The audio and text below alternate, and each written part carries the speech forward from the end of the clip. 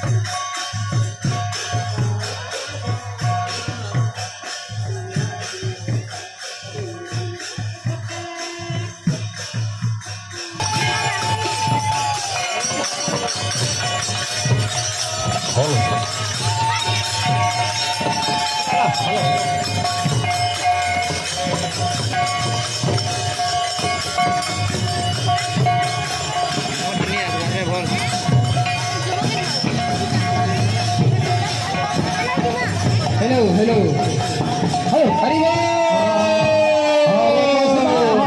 राम हरे राधे गोविंद हरे कृष्ण चैतन्य प्रभु नित्यानंद हरे कृष्ण हरे राम हरे राधे गोविंद हरे कृष्ण प्रभु नित्यानंद हरे कृष्ण हरे राम हरे कृष्ण चैतन्य प्रभु नित्यानंद हरे कृष्ण हरे राम श्री राधे गोविंद।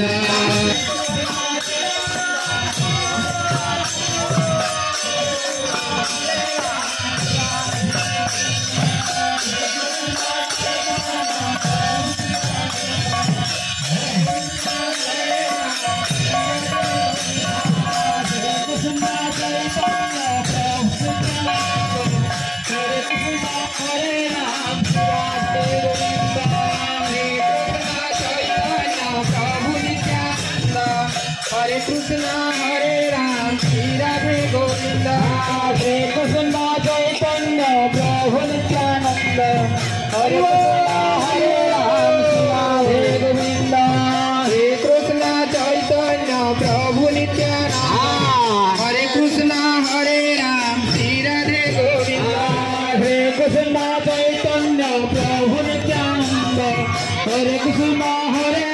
श्री राधे गोविंद हरे कृष्ण चैतन्य प्रभु नित्यानंद हरे कृष्ण हरे राम श्री राधे गोविंद हरे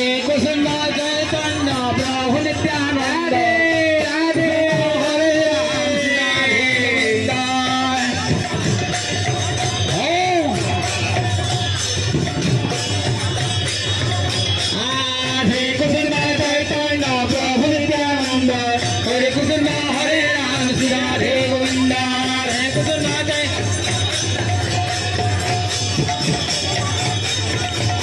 हरे कृष्ण चैतन्य प्रभु नित्यानंद हरे कृष्ण हरे राम श्री राधे गोविंद हरे कृष्ण हरे राम हरे कृष्ण चैतन्य प्रभु नित्यानंद हरे कृष्ण हरे राम श्री राधे गोविंद गोविंद हरे नीलो माधव